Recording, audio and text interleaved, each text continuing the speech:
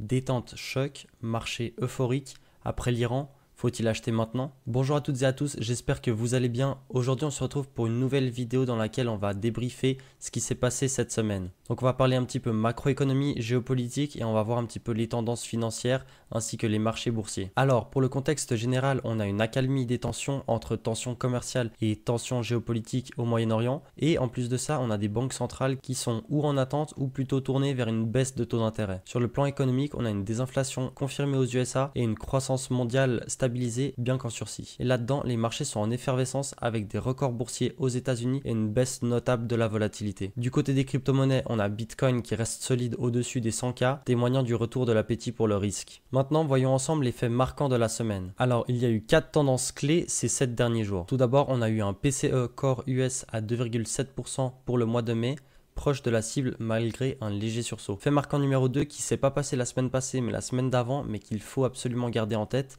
c'est la Fed qui garde ses taux d'intérêt inchangés pour la 4e fois de suite. Elle reste prudente mais les marchés anticipent des baisses d'ici la fin de l'année. Fait marquant numéro 3, on a eu un cessez-le-feu entre l'Iran et les États-Unis qui a été conclu avec une menace sur le détroit d'Ormuz qui a été écartée. Et cela s'est traduit avec une baisse du pétrole de moins 15% depuis le pic. Fait marquant numéro 4, on a une détente commerciale avec un accord USA-Chine sur les terres rares et sur les aimants et une suspension des conflits tarifaires avec d'un côté le Canada qui enlève les 3% de tarifs qui devaient arriver dès le mois de juillet sur les entreprises technologiques américaines et de potentiels deals entre les USA et l'Inde ou le Japon qui pourraient arriver. Macro US, inflation maîtrisée, croissance en question. Les prix ralentissent mais l'économie marque le pas. L'inflation US elle a atteint 2,4% pour le mois de mai avec une composante sous-jacente à 2,8% très proche de l'objectif de la Fed. On observe une forte décélération de l'inflation depuis 2022. Donc l'inflation, rappelez-vous, elle était au-dessus de 6% et là actuellement elle est seulement à 2,4%, ce qui est plutôt déjà très bien. Et cela a été possible grâce à la baisse des prix de l'énergie et à la normalisation des chaînes d'approvisionnement. Regardons ensemble maintenant le Trueflation qui est un indicateur d'inflation en temps réel pour les États-Unis. Alors sur les 6 derniers mois et en particulier du mois de janvier au mois d'avril, on a une forte baisse de l'inflation. Mais à partir du mois d'avril, c'est-à-dire du moment où il y a eu les tarifs de Trump qui ont été annoncés au monde, on a une forte reprise de l'inflation et ce jusqu'à aujourd'hui. Maintenant reste à voir si l'inflation elle va se stabiliser et descendre ou si elle va continuer d'augmenter, ce qui serait très négatif. Pour la croissance au trimestre 1 2025, elle est négative de 0,5%. C'est la première contraction en 3 ans et elle est due en grande partie au choc commercial et à une importation massive pré-tarif. La consommation américaine elle est en perte de vitesse avec une augmentation de seulement 0,5% pour le trimestre 1, mais un rebond est attendu au trimestre 2 avec un effet technique comme on l'appelle de rattrapage. Politique monétaire, Fed patiente, Trump pressant. Les taux de la Fed, comme on l'a dit, ils ont été pour la 4e fois de suite inchangés, mais il y a des spéculations sur un tournant plutôt dovish. La Fed, comme on le sait, elle est en mode wait and see, pas de hausse en juin. Powell souligne la maîtrise de l'inflation, mais garde un biais prudent. Là où c'est intéressant, c'est qu'on a des anticipations de baisse. Les marchés, ils anticipent jusqu'à 2 ou 3 baisses de taux d'ici décembre, misant sur un ralentissement économique et une inflation sous contrôle. Par contre, ce qui est plutôt mauvais, c'est qu'on a une pression politique. Trump, il évoque l'idée de remplacer Powell par une personne alignée sur sa volonté de taux plus bas. Pourquoi je dis que c'est mauvais? C'est parce que la Fed doit rester encore indépendant du gouvernement. Elle ne doit pas être influencée par la politique et par la Maison Blanche. Alors avec Trump qui critique en permanence Powell et qui menace de le virer avant la fin de son terme, c'est vraiment pas bon. On est en train d'assister là à une perte d'indépendance de la Fed. Maintenant, comment tout ça se traduit sur le dollar? Avec ces anticipations de baisse de taux d'intérêt, on a un dollar qui faiblit et qui établit un plus bas sur 3 ans et des taux à 10 ans qui sont détendus à 4,25% sur ces paris d'une Fed plus accommodante prochainement. Moyen-Orient, de la crise au cessez-le-feu. Faisons un petit rappel. On a eu des frappes aériennes mi-juin d'Israël et des USA menées sur l'Iran, puis une menace iranienne de fermer le détroit d'Ormuz par lequel passent 20% des exportations mondiales de pétrole. La peur sur le pétrole a fait passer le Brent de 73 $ à 81 $ le baril, soit une hausse de 11% en quelques jours au plus fort des tensions. Mais un revirement diplomatique a permis une trêve entre l'Iran et les USA le 25 juin, arrêtant les hostilités après 12 jours de conflit. On a eu des conséquences immédiates avec le pétrole qui a fortement chuté et les marchés énergétiques qui ont été soulagés. Sans parler d'une guerre géopolitique qui s'est calmée et des tensions qui se sont apaisées au Moyen-Orient. Regardons ensemble comment s'est comporté le pétrole à partir du mois de mai. Donc il a fortement augmenté pour atteindre, suite aux frappes israéliennes sur l'Iran,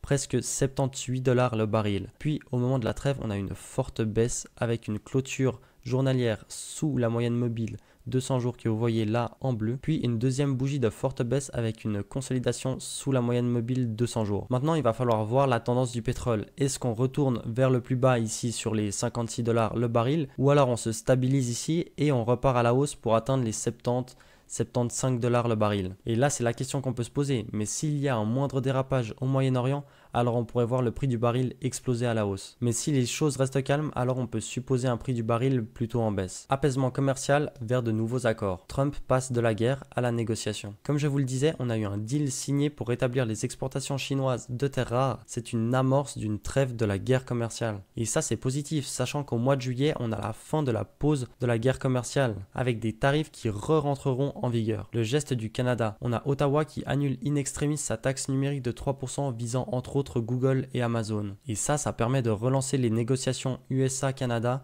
évitant de nouveaux tarifs. Et on a aussi Trump qui se dit confiant dans des accords avec l'Inde, le Pakistan ou encore un arrangement avec l'UE sur les tarifs automobiles. Donc on est passé d'un Trump qui tape sur les pays et qui menace de tarifs de 30, 50, 110%, etc. à un Trump qui négocie et qui trouve des accords. Le seul bémol là-dedans, c'est que Trump maintient un discours dur envers le Japon avec des tarifs sur les automobiles envisagés à environ 25% pour inciter Tokyo à importer plus de produits américains. Marché boursier, Wall Street au zénith. Le rallye de la semaine dernière, il a été alimenté par toutes ces bonnes nouvelles et par la technologie. Le SP500 et le Nasdaq atteignent de nouveaux records historiques fin juin avec un SP500 au-dessus de 6100 points. Les moteurs de cette hausse sont les espoirs de baisse de taux d'intérêt par la Fed et les avancées commerciales qui boostent le moral des investisseurs. Et l'autre secteur star de la semaine passée, c'est les banques avec un allègement réglementaire et des taux stables. Là-dedans, l'Europe, elle suit avec un DAX en hausse de 1,5% et le CAC 40 qui est stable. Tout ça soutenu par la défense et l'industrie, tandis que la Chine et l'Asie progressent modérément avec un Nikkei en hausse de 8% sur le mois de juin. Alors ici, vous avez le graphe du SPY qui est l'ETF du SP500 avec une belle tasse et anse qui a été franchie au début du mois de juin.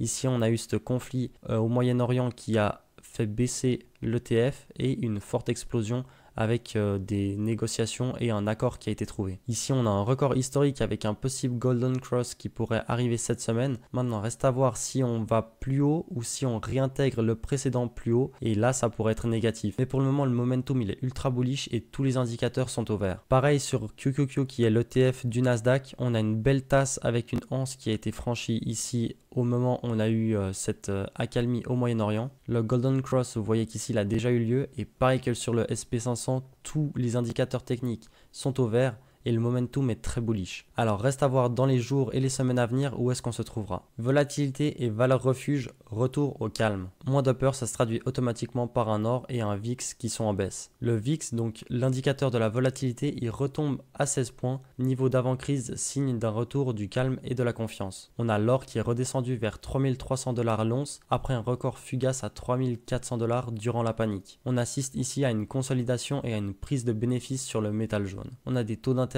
aux US qui sont à 4,3% sur 10 ans. Et là-dedans, on a un dollar qui est en léger repli avec un yen qui se reprend après sa faiblesse initiale et un euro au plus haut depuis un an. Si l'on regarde le graphe du gold en 4 heures, on a une baisse que vous voyez après l'accalmie au Moyen-Orient.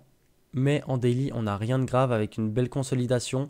Les seuls points négatifs, c'est une cassure de la moyenne mobile 50 jours ici en orange, mais on rebondit sur la moyenne mobile 65 jours. Donc pour le moment, pas de panique, rien de grave sur l'or. Un support technique qu'il faut garder en vue, c'est les 3120 $ l'once et la moyenne mobile 200 jours qui est environ à 2920 $ l'once. Si on a la cassure de ce premier niveau puis du deuxième niveau, alors là on pourrait voir un or en grande difficulté. Maintenant regardons les taux d'intérêt sur 10 ans aux États-Unis.